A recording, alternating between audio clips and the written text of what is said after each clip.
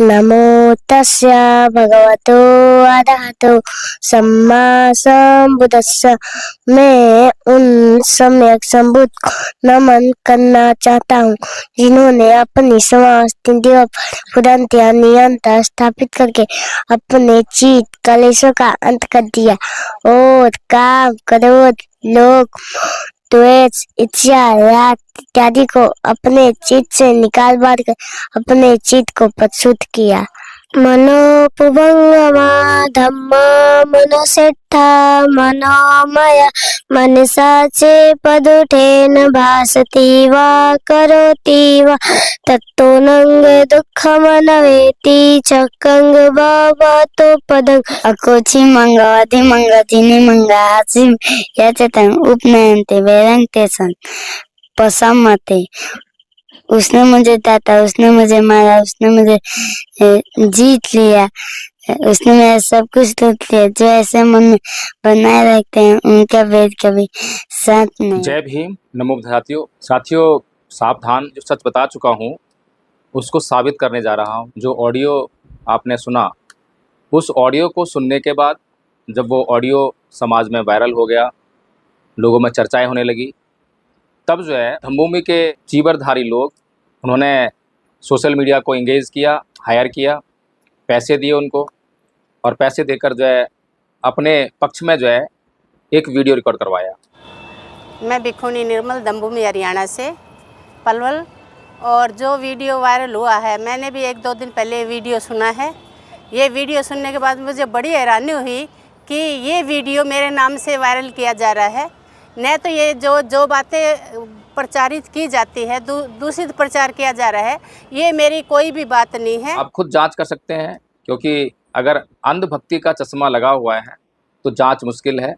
लेकिन अगर आप निष्पक्ष रूप से और धर्म को आधार बनाते हुए अगर जांच करेंगे तो उनके खुद के जो वीडियोज़ हैं जो उन्होंने बनाए हैं, उनको सुनकर ही आपको जानकारी हो जाएगी कि ये लोग जो है कितना जी भरकर झूठ बोल रहे हैं। और केवल झूठ ही नहीं बोल रहे हैं, बल्कि किसी की प्रतिष्ठा को किस तरह से धूमिल करने में लगे हुए हैं। किस प्रकार से जो है किसी को झूठ बोलकर, सफ़ेद झूठ बोलकर बदनाम करने से भी नहीं चूक रहे हैं। तो बड़ा प्रश्न चिन्ह होता है कि हम बौद्ध हैं, और बौद्ध व्यक्ति जो है, जो आम उपासक होता है, वो भी कहीं ना कहीं हर संभव प्रयास करता है कि वो सीलों का पालन कर ले। लेकिन अगर बौद्ध भिक्षु, जिसके लिए सील मात्र सील नहीं है, मात्र प्रयास नहीं है, बल्कि एक संकल्प होता है, और ऐसा संकल्प कि अगर उससे ये संकल्प टूट जाए तो बिना दंड को भोगे वो भिक्षु संघ में नहीं बना रह सकता, चीवर को धारण नहीं कर सकता। और अगर वो दंड को भोग लेता है तो फिर उसके बाद जो है अपने आप को प्रतिबद्ध करता है कि आगे से मैं ऐसा कोई भी झूठ जो है, ऐसा कोई भी आचरण जो है जो कि विनय के विरुद्ध हो, वो नहीं करूँगा। तो साथियों, जैसे ही ये ऑडियो वायरल हुआ तो उसके तुरंत बाद इन लोगों ने वीडियो बनवाए यूट्यूबर्स को बुलाकर, और यूट्यूबर्स जो उनसे पूछ रहे हैं, बड़ी साधारण सी बातें पूछ रहे हैं, और बल्कि आपको पता लग गया होगा कि उनकी जो बातें हैं, जो पहले से ही जो उनकी सेटिंग हो रखी है, उसी बात को पुष्ट करते हुए जो है वो उनसे सवाल पूछ रहे हैं। वो उनकी कोई क्रॉस चेकिंग नहीं कर रहे हैं। उन्होंने एक भी प्रश्न ऐसा नहीं पूछा है जिससे कि उस ऑडियो की सच्चाई की जांच हो सके।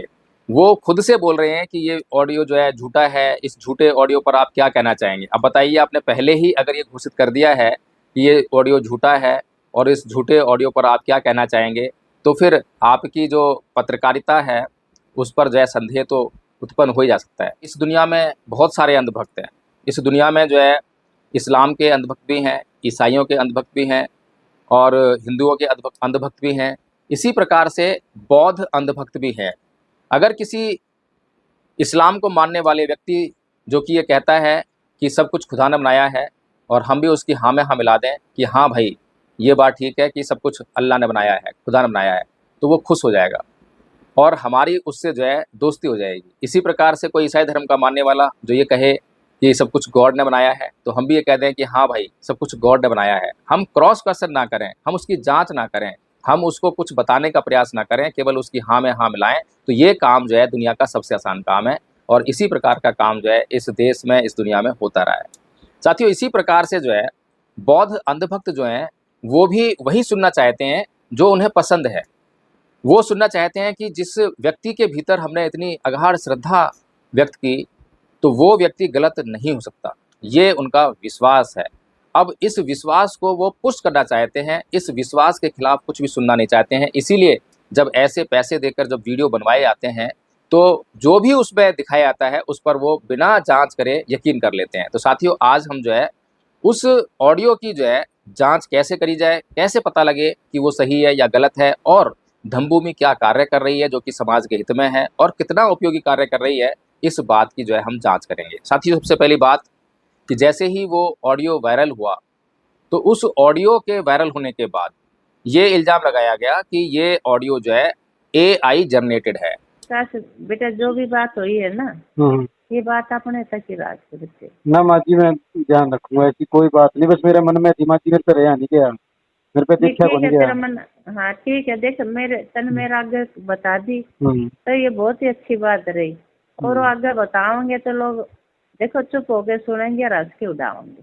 हालांकि AI जनरेटेड है या नहीं है, क्योंकि इन लोगों ने खुद बोला है कि AI जनरेटेड है, तो यानी कि इस बात की तो आराम से पुष्टि हो सकती है, जांच हो सकती है कि ये जो ऑडियो है ये AI जनरेटेड है या नहीं है। अधिकतम संभावनाएं जो है व्यक्त की जा सकती है। लेकिन दूसरी बात एक और उठती है कि अगर ये वीडियो AI जनरेटेड है, तो उसमें जो घटनाक्रम चल रहे हैं, उसमें जो बातचीत हो रही है, क्या उनकी कोई रिलीवेंसी है या नहीं है, क्या वो घटनाएं घटी या नहीं घटी।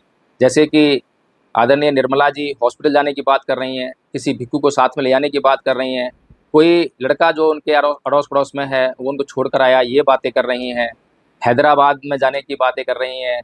तो बहुत सारी बातें हो रही हैं। जैसे कि ममता जो कि धम्बिन्या, उसके 9 साल हो गए हैं, ये बातें हो रही हैं। तो क्या ये बातें जो हैं रिलीवेंट नहीं है? चलिए ठीक है, यहाँ पर भी हम कह सकते हैं कि AI को जो है हमने कुछ शब्द पकड़ा दिए और उन्होंने उन्हीं शब्दों को, उन्हीं तथ्यों पर जो है एक ऑडियो जनरेट कर दिया। फिर इसके बाद एक महत्वपूर्ण सवाल ये उठता है कि क्या वो जो टाइमिंग है ऑडियो की, क्या वो टाइमिंग जो है बिल्कुल वहाँ पर AI जनरेटेड वीडियो से सेट हो जाएगी? साथियों, इस पर बहुत बड़ा सवाल उठता है कि ऐसा जो है 99% चांस है कि संभव नहीं है। साथियों, दूसरी बात ये है, इसी की अगर जांच करना चाहें, क्या उस समय काल खंड में इन दो लोगों की बातचीत हुई या नहीं हुई? आप सोचिए, अगर ऑडियो जो है AI जनरेटेड है, तो AI जनरेट करने के लिए हम उसको एक पूरी स्टोरी देंगे और वो स्टोरी पर जो है ऑडियो जनरेट करके दे देगा, और जितना आप तथ्य देंगे उस पर बिल्कुल भी संभव नहीं है कि उतनी ही लंबी वीडियो आप पर बना कर दे। ये बहुत इम्पॉसिबल काम है। फिर भी हम इसको जो है, जो कि 99.9% जो कि इम्पॉसिबल है, उसको हम पॉसिबल मानकर चल देते हैं कि ठीक है, ये काम जो है पॉसिबल हो सकता है, AI जनरेटेड होती है।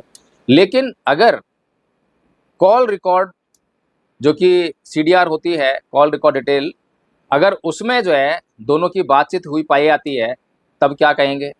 ये तमाम प्रश्न जो हैं इन यूट्यूबर्स ने बिल्कुल भी नहीं पूछे हैं। कि मुझ पर आरोप लगा रहे थे कि मैं TRP के लिए काम कर रहा हूँ, मैं यूट्यूब को चलाने के लिए काम कर रहा हूँ, मेरा ये धंधा है, मेरा चंदा चोरी का धंधा है, तमाम तरह के आरोप लगाए केवल बदनाम करने के लिए। एक भी प्रमाण नहीं है, जबकि मैं तमाम प्रमाण देता हूँ कि मैं किस तरह से अपना जीवन यापन करता हूँ। लेकिन फिर भी तमाम प्रमाण देने के बाद भी अंधभक्तों की यही पहचान होती है कि वो प्रमाण देने के बाद भी उस प्रमाण को नहीं देखेंगे, उसको स्वीकार नहीं करेंगे।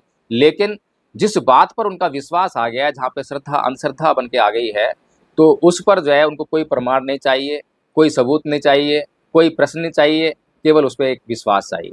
तो इस प्रकार से साथियों, अगर इन तार्किक सवालों को कोई भी यूट्यूबर, कोई भी पत्रकार, कोई भी सामान्य व्यक्ति अपने जहन में लेकर आए, तो वो आराम से ये विश्वास कर सकता है कि जो ऑडियो है ये AI जनरेटेड नहीं है, बल्कि ये ऑडियो जो है ओरिजिनल है। फिर साथियों, अब ये जो मैंने तथ्य दिए हैं ये तो लॉजिकल हैं, तार्किक हैं, लेकिन ये बात मैं शायद कभी साबित नहीं कर पाता, क्योंकि इन लोगों के बस की नहीं है कि ये कोर्ट जाएं। अगर ये वास्तव में सच्चे और ईमानदार होते और वास्तव में इनकी छवि को धूमिल करने का कोई झूठा प्रयास कर रहा होता, भ्रम फैला रहा होता, तो अब तक जो है इस कार्य के लिए, क्योंकि केवल भिक्खुओं का मामला नहीं है, पूरा धम्मभूमि फाउंडेशन का मामला है, उस पर ये आरोप लगा है, तो अब तक जो है FIR हो चुकी होती। और एफआईआर होती तो फिर एआई है या नहीं है इसकी भी जांच हो गई होती। इतना आसान काम लेकिन लोगों की अंधभक्ति का फायदा उठाने के लिए इतना मुश्किल बना दिया है।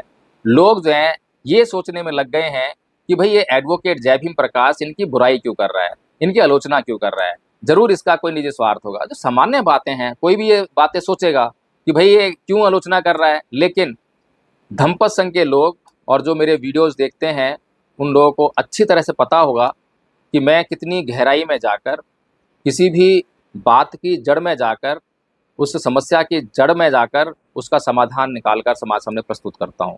आज मुझे बहुत बड़े पैमाने पर समर्थन मिल रहा है और कुछ ऑडियो रिकॉर्डिंग्स मैंने डाली हैं समर्थन की, जो है बहुत सारे भिक्खु भी इन बातों का समर्थन कर रहे हैं। ऐसा नहीं है कि मैं सभी भिक्खुओं की आलोचना कर रहा हूँ, सभी भिक्खुओं की बुराई करने में लगा हुआ हूँ।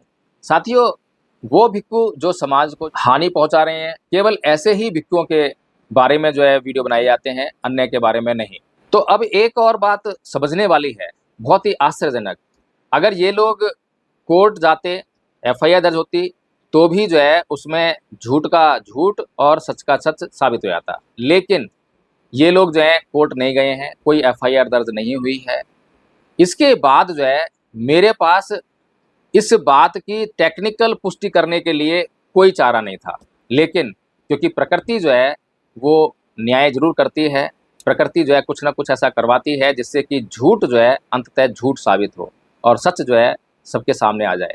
साथियों, कुछ ही समय बाद जिस ड्राइवर के साथ में आदरणीय निर्मला जी की बातचीत हुई थी उस ड्राइवर का मेरे पास फ़ोन आ गया और वो गिड़गिड़ाने लगा और बहुत ही ज़्यादा मेरे को प्रेशराइज करने लगा, ये ऑडियो आप डिलीट कर दीजिए। मैंने तमाम बातें उससे पूछी, उसे बहुत समझाया, लेकिन वो एक ही रट लगाए हुए था कि भाई ये ऑडियो जो है आप डिलीट कर दीजिए।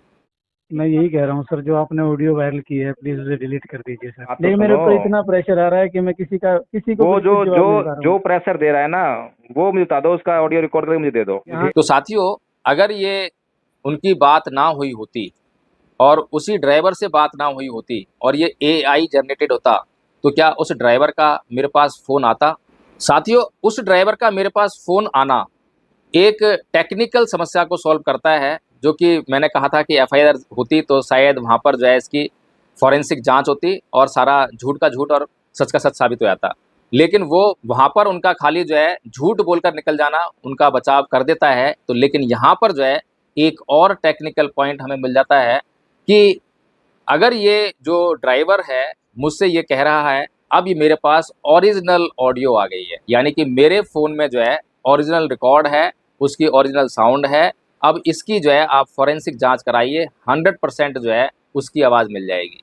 अब वो मेरे से जो कह रहा है और उसकी जो है निर्मला जी से बात हुई है, तो वो खुद ही इस बात को साबित करेगा कि उसकी जो है निर्मला जी से बात हुई या नहीं हुई। अगर नहीं हुई है तो फिर वो जो है मुझे फ़ोन कर कर उस ऑडियो को डिलीट करने के लिए क्यों कह रहा है। तो साथियों, अब आपको जो है यहाँ तक जो है ये बात समझ में आ गई होगी कि जो ऑडियो है, और ये एक ऑडियो नहीं है, अभी तो एक ही ऑडियो रिलीज़ किया है, और भी ऑडियो हैं समय समय पर रिलीज़ किए जाएंगे, क्योंकि अंधभक्त जो है मानने के लिए तैयार नहीं होते हैं। इसलिए धीरे धीरे जो है अंधभक्तों को भी थोड़ा समय देना चाहिए सोचने का, समझने का, और बार बार हल्का हल्का भी अगर वो थोड़ा सा फोर्स करेंगे सोचने के लिए, थोड़ा भी दिमाग लगाएंगे, तो शायद जो है हो सकता है कि इसी जीवन में उनका उद्धार हो जाए और इसी जीवन में जो है वो सच को जो है सच समझ सकें। क्योंकि भगवान बुद्ध ने धम्पद में कहा है, असारे सारमतिनो सारे चसार दस्सिनो ते सारंग नादि गच्छन्ति मिच्छा संकल्प गोचरा, यानी कि जो सार को असार कहे और असार को सार, वो मिथ्या संकल्पों में फंसा हुआ व्यक्ति कभी भी सार को नहीं समझ पाता।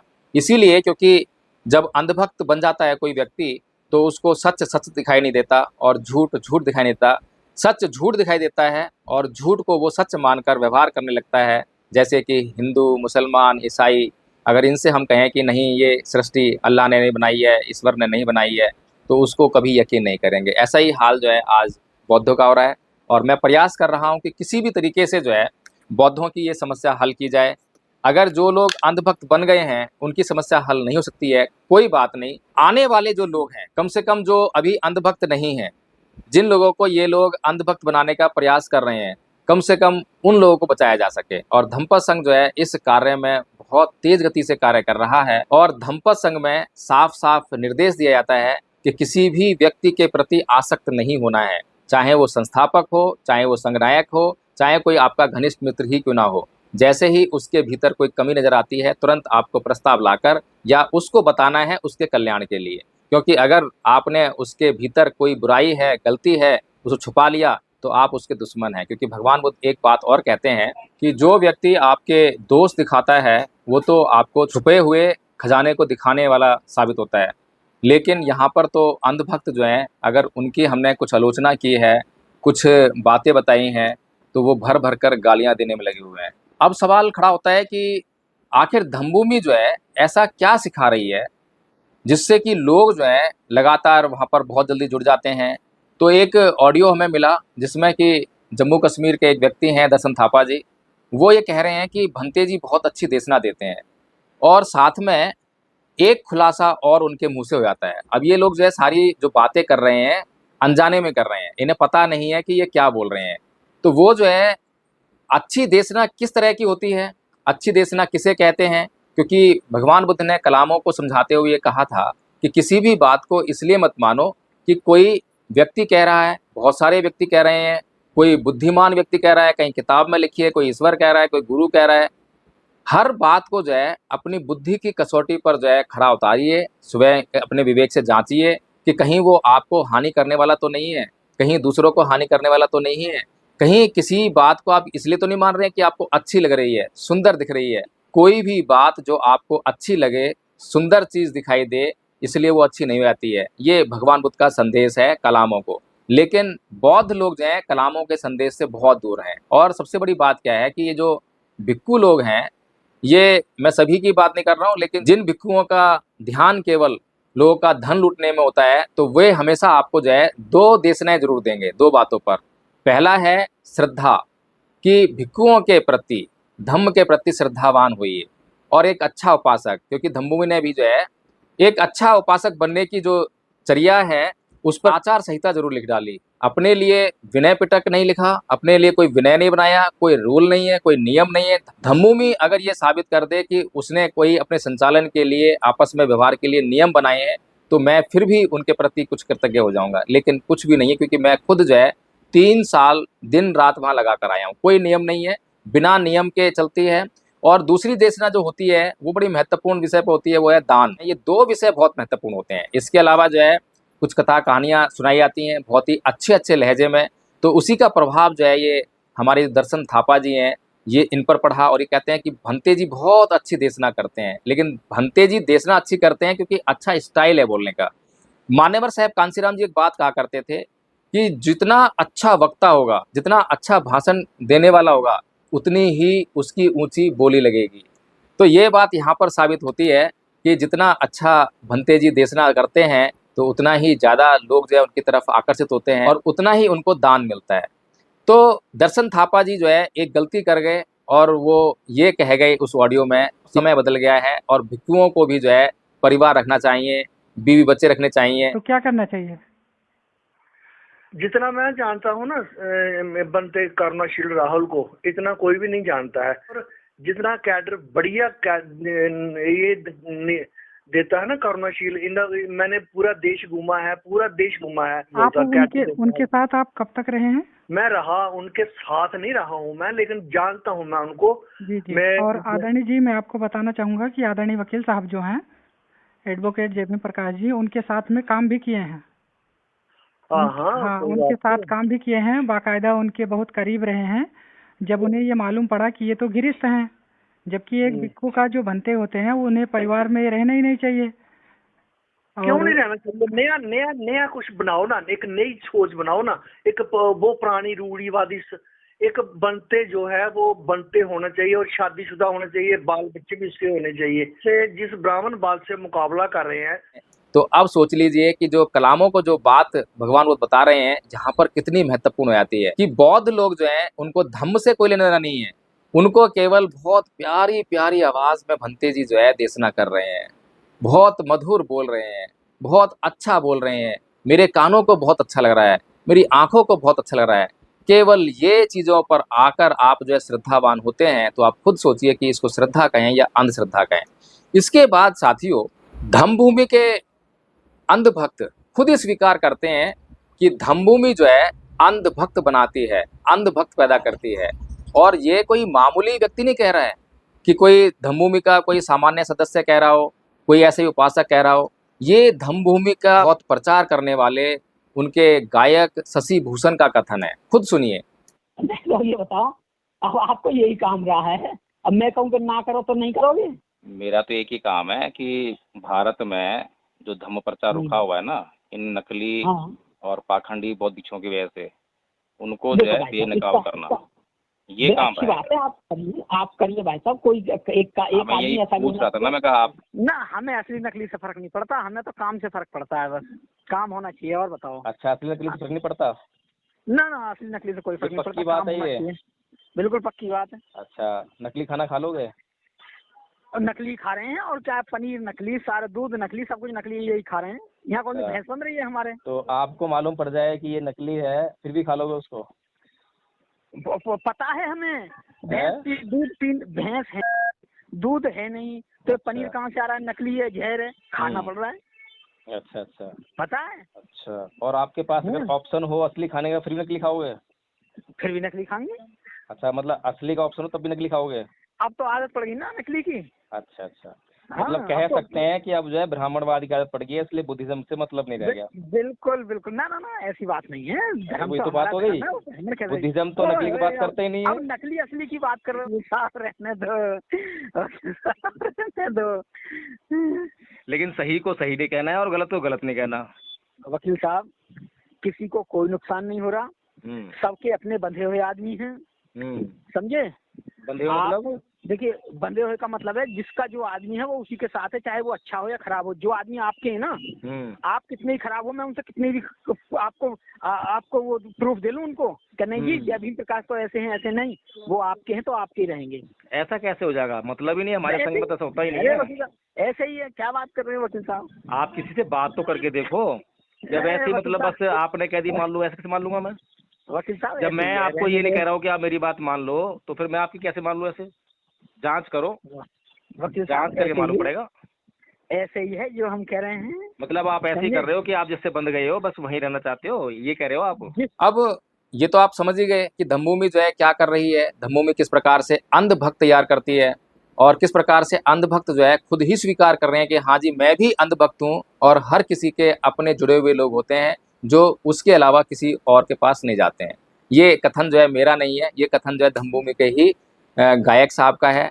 फिर इसके बाद जो है मतलब अगर हम जांच करना चाहें तो हमें जांच करने के लिए संदेह तमाम मौजूद होते हैं। और भगवान बुद्ध की देशना है कि किसी भी बात को इसलिए मत मान लो कि कोई कह रहा है। कलामों को जो संदेश दिया है, हर एक बात में संदेह पैदा करो। जब संदेह पैदा करेंगे तो जांच के लिए आप जो अग्रसर होंगे। जब जांच होगी तो जांच के परिणाम आएंगे, तो जांच के जो परिणाम आएंगे उनको मानने में आपको कोई तकलीफ नहीं होगी।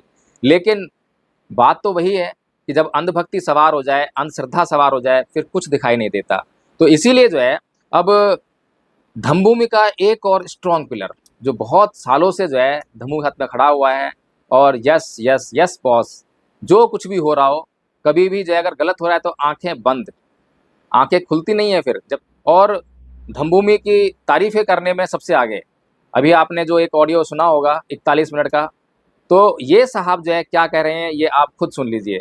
ये बताइए, आपने जो मेरे पे आरोप लगा दिए हैं कि मैंने चोरी का काम शुरू कर दिया है, ठगी का काम शुरू कर दिया है, ब्लैकमेलिंग का काम शुरू कर दिया, कोई आधार है आपके पास?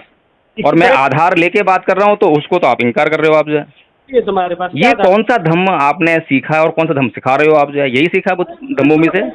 बुराई में बड़ा फर्क होता है। जो आपने मेरे लिए शब्द बोले वो बुराई है, यानी कि बुराई का आधार नहीं होता है। झूठ बोलो, सच बोलो, बस किसी को बदनाम करने के लिए कुछ भी बोल दो। और आलोचना के पीछे बहुत अध्ययन होता है, बड़ी मेहनत लगती है, जांच होती है और तब बोली आती है।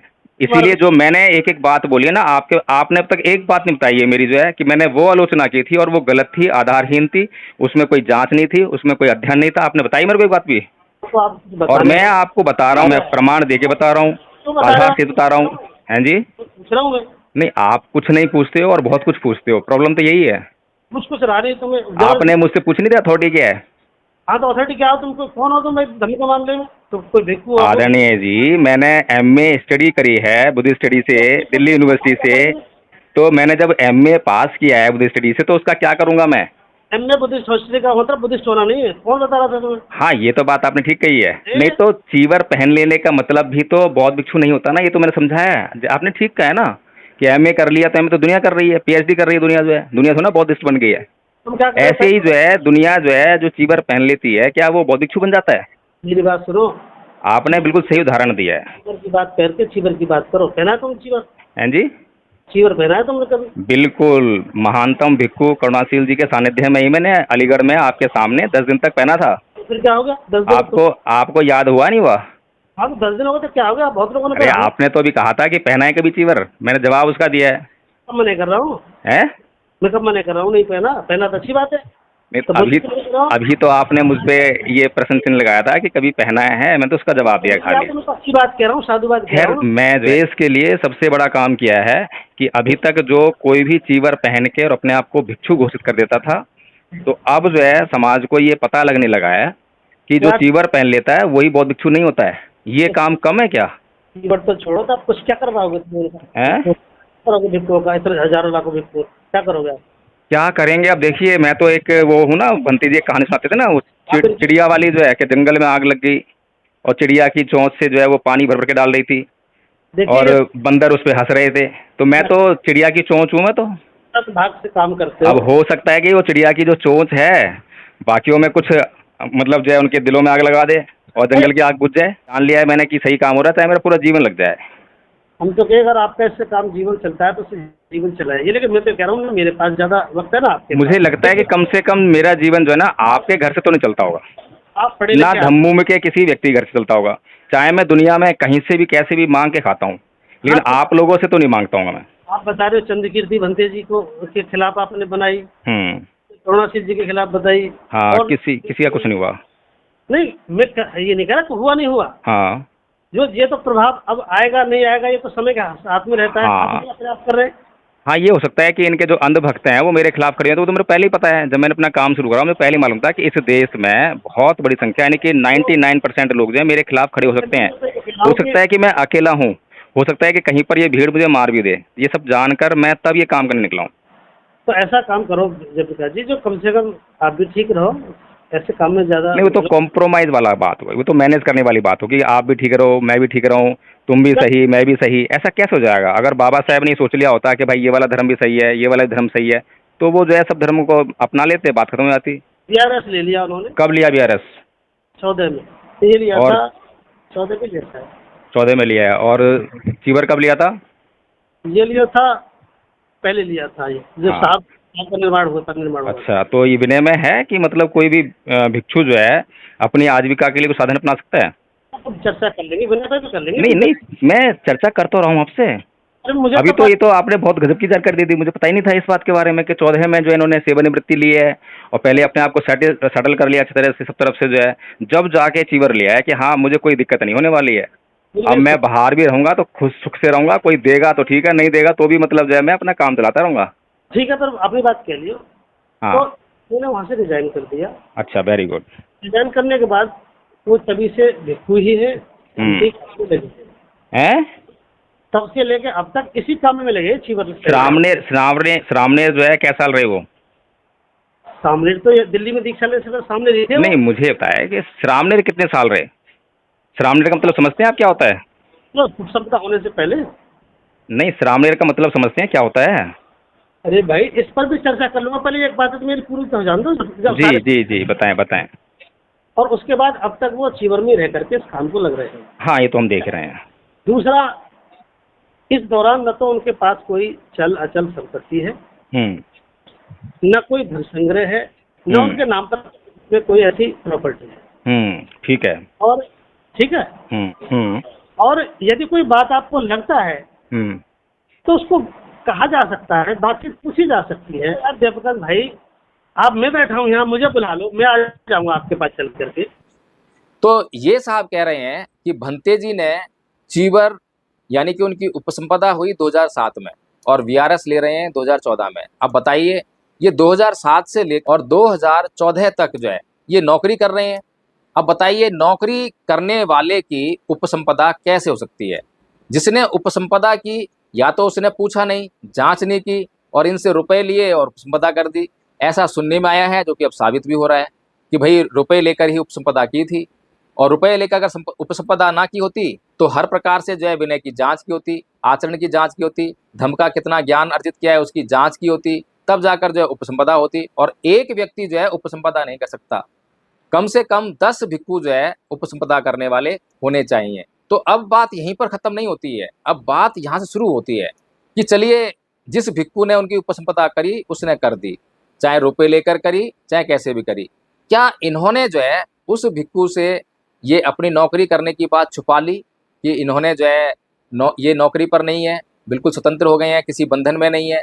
इस प्रकार से जो है जब 4 निश्रय जो हैं उनकी जांच हो जाती है, तब जाकर जो है किसी व्यक्ति को भिक्खु बनाया जाता है, उसकी उपसंपदा होती है। और ये 4 निश्रय बहुत महत्वपूर्ण है, लेकिन मुझे लगता है कि धम्मभूमि का एक भी व्यक्ति, एक भी अंधभक्त इन 4 निश्रयों को नहीं जानता होगा। साथियों, इस देश में चल क्या रहा है?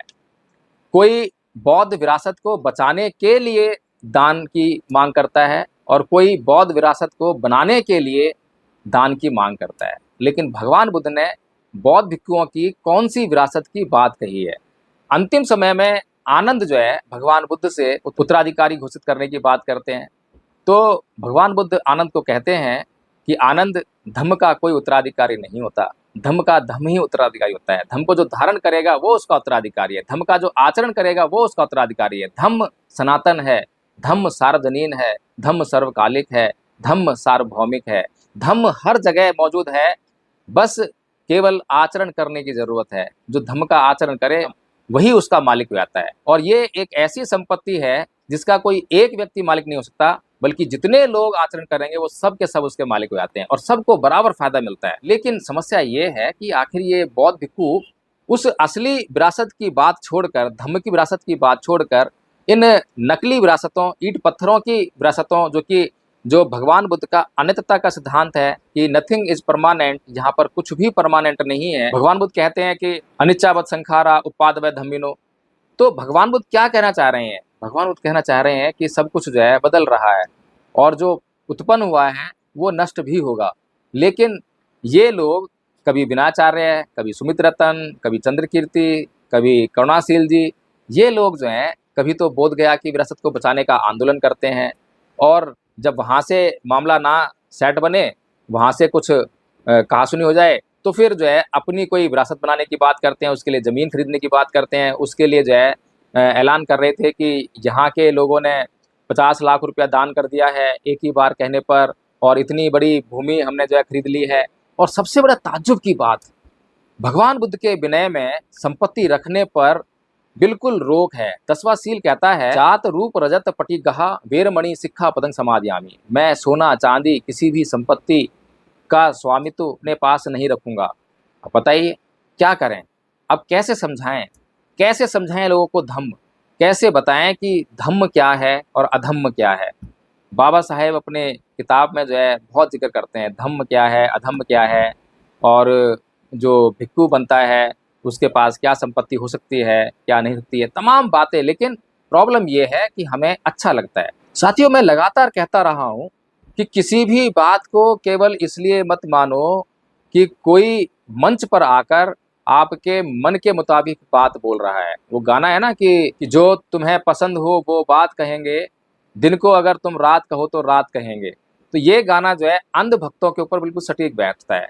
अब अंध भक्त जो है अंध भक्त है, उसका ज़्यादा कसूर नहीं है, उसका कसूर केवल इतना है कि वो जांच का प्रयास नहीं करता। लेकिन अंध भक्त जो है बनाए जाते हैं, और बनाए कैसे जाते हैं कि मंच पर कोई भी व्यक्ति आता है जिसके हाथ में माइक होता है और जिसको कई लोग और जिसको सैकड़ों लोग सुनने आए हुए हैं, तो वो उनके मुताबिक बात करता है।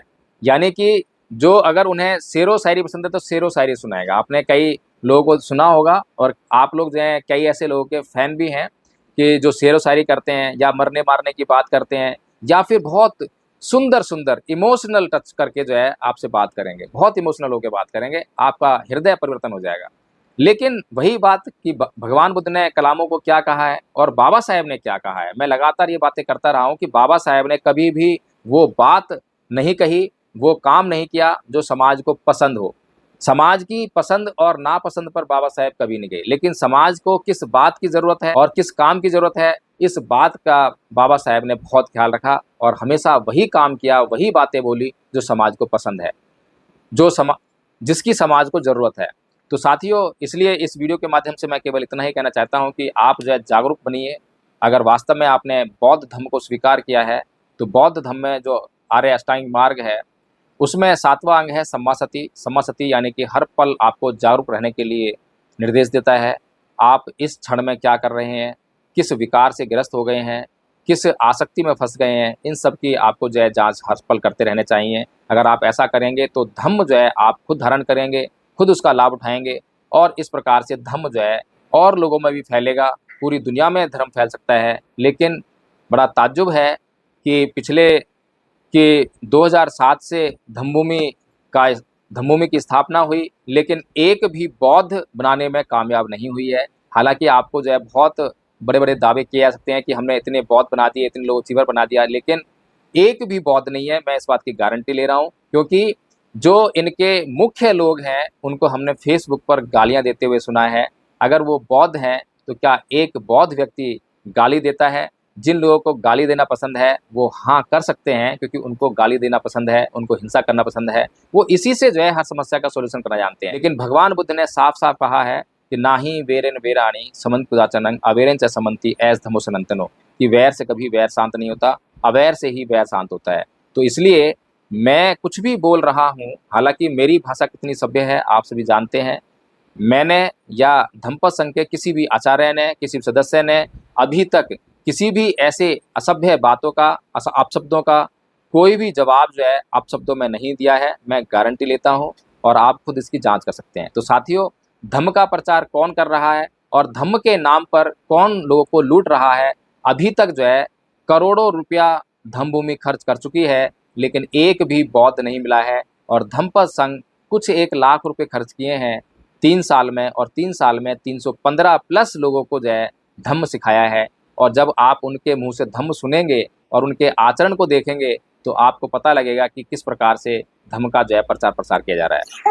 नमो तस्य भगवतो अरहतो सम्मा संबुद्धस्स। मैं उन सम्यक संबुद्ध को नमन करना चाहता हूँ जिन्होंने अपनी समाज स्थितियों पर तुरंत नियंत्रण स्थापित करके अपने चित्त कलेशों का अंत कर दिया और काम, क्रोध, लोभ, द्वेष, इच्छा, राग इत्यादि को अपने चित्त से निकाल बार कर अपने चित्त को प्रशुद्ध किया। मनोपुभंगमा धम्मा मनोसेट्ठा मनोमय मनसा चे पदुठेन भासति वा करोति वा तत्तो नंग दुःखमनवेति चक्कंग भवतो पदं अकोचि मंगवति मंगतिनि मंगासि यचतं उपनयन्ते वेदन्ते सन पसमते। उसने मुझे डांटा, उसने मुझे मारा, उसने मुझे जीत लिया, उसने मेरा सब कुछ लूट लिया। जो ऐसे मन में बनाए रखते हैं उनका वेद कभी शांत नहीं होता। सब पापस्य करणं कुशलस्य उपसंपदा सचित्त पर्यदपनं एतं बुद्धानुशासनं। सभी पाप कर्मों को न करना, सभी पुण्य कर्मों को संचय करना, अपने चित्त को परिशुद्ध करना, यही बौद्धों की शिक्षा है। नहीं वेरन वेरानी समन्ति धाकुदाचन अवेरन च समन्ति तमो सनातनो। इस संसार में वेद से वेद कभी शांत नहीं होता, अवेद से ही वेद शांत होता है। यही संसार का सनातन नियम है। नहीं वेरन वेरानी समन्ति धाकुदाचन अवेरन च समन्ति तमो सनातनो। इस संसार में वेद से वेद कभी शांत नहीं होता, अवेद से ही वेद शांत होता है। क्या क्या सीखा आपने? सब कुछ सीखा। सब कुछ सीख लिया तो हमारे दर्शकों को कुछ सुना दीजिए। नाही वेरेन वेरानि समन्ति धाकुदाचनं अवेरेन च समन्ति धम्मो सनातनो। इस संसार में वैर से वैर कभी शांत नहीं होता, वैर से ही वैर शांत होता है। यही संसार का सनातन नियम है। तो साथियों, मैं चाहूँगा कि आप इस वीडियो को अगर आपको पसंद आई हो तो लाइक करें, कमेंट करके मुझे बताएं कि क्या जो मैंने आपको ये जो बातें बताई हैं, लॉजिक बताए हैं, क्या इनमें आपको कुछ सार्थकता नज़र आई है, या फिर आपको अभी तक लगता है कि नहीं वो ऑडियो जो है AI द्वारा जनरेटेड है, झूठा है। साथियों, कमेंट करके मुझे बताएं और इस वीडियो को शेयर करना बिल्कुल ना भूलें। जय भीम, नमो बुद्धाय।